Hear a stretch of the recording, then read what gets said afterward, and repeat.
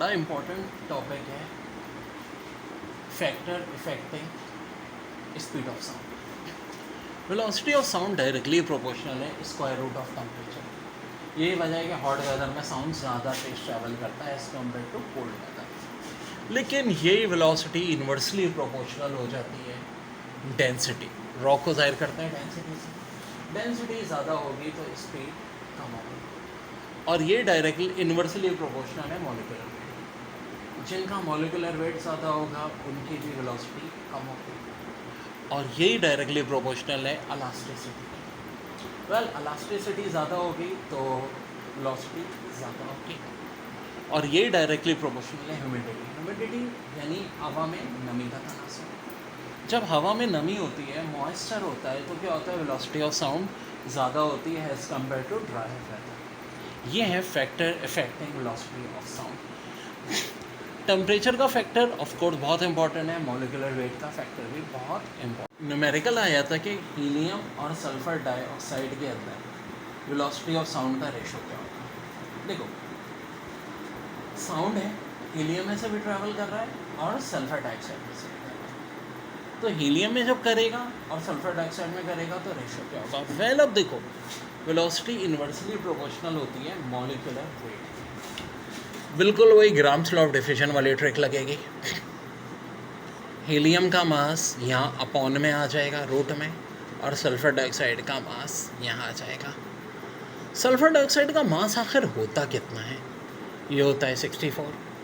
Helium का मास आखिर होता कितना है, ये होता है 4। 64 किसका रूट होता है 8, 4 का रूट होता है 2, 8 और 2 का रेशो 4:1। तो इसका आंसर आ जाएगा बच्चों 4:1। वेरी वेरी एग्जाम में सवाल बहुत आता है कि किसकी वेलोसिटी ज़्यादा होगी, सॉलिड की, लिक्विड की या गैस की। सो वेल इसकी तरतीब ये है कि वेलोसिटी इन साउंड सॉलिड में सबसे ज़्यादा होती है, फिर लिक्विड में, फिर गैस में, और वैक्यूम में बिल्कुल ज़ीरो होती है, ठीक है, स्पेस या वैक्यूम में। अब आप बोलोगे ऐसा कैसे, एक तो ये एमसीक्यू, दूसरी वाई। क्योंकि रीज़न अगर देखो तो सॉलिड की जो है हमारे पास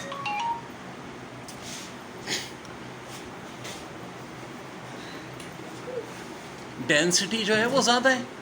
देखो सॉलिड की डेंसिटी ऑफ कोर्स लिक्विड की डेंसिटी से क्या होती है, ज़्यादा होती है। तो जब डेंसिटी सॉलिड की ज़्यादा है और लिक्विड की डेंसिटी क्या है, कम है, तो असूलन तो मामला क्या होना चाहिए, वेलोसिटी किसकी ज़्यादा होनी चाहिए, लिक्विड की। क्योंकि देखो वेलोसिटी जो है वो क्या है, डेंसिटी के इन्वर्सली प्रोपोर्शनल है। तो अगर सॉलिड की डेंसिटी ज़्यादा है, लिक्विड की डेंसिटी कम है, तो वेलोसिटी जो है सॉलिड के अंदर कम होनी चाहिए, लिक्विड में ज़्यादा होनी चाहिए।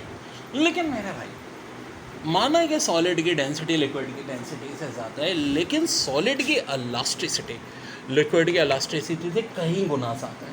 ये जो इतने सारे मैंने ग्रेटर के निशान लगाए, ये समझाने के लिए लगाए कि भाई इलास्टिसिटी 10 करोड़ गुना ज़्यादा है अगर डेंसिटी डबल है। यही वजह है कि देखो इलास्टिसिटी क्या है, डायरेक्टली प्रोपोर्शनल है वेलोसिटी ऑफ साउंड की। तो बड़ा इंपॉर्टेंट साइंटिफिक रीज़न है, वेलोसिटी ऑफ साउंड सॉलिड में ज़्यादा होगी लिक्विड से। इसके बावजूद कि सॉलिड की डेंसिटी ज़्यादा है लिक्विड से और डेंसिटी इन्वर्सली प्रोपोर्शनल है, लेकिन इलास्टिसिटी कहीं गुना ज़्यादा होती है लिक्विड से। ये वजह है वेलोसिटी ऑफ साउंड सॉलिड में ज़्यादा होगी। बेटा बड़ी अच्छी MCQs. Velocity of sound in air is 340 metre per second. The frequency of fundamental mode emitted by open end organ with length 25 centimetre है। तो देखो ओपन पाइप में लेंथ बराबर होती है λ/2 के, लैम्डा होता है 12। अगर लेंथ 25 सेंटीमीटर है, 25 को 2 से मल्टीप्लाई करेंगे 50 सेंटीमीटर यानी 0.5 मीटर हो गया हमारा लैम्डा। फ्रीक्वेंसी निकलती है velocity divide by lambda. Velocity तो इन्होंने दी है भाई 340, लैम्डा दिया है 0.5। 340 को 0.5 से डिवाइड कर लो, फाइनल आंसर 680 हर्ट्ज़।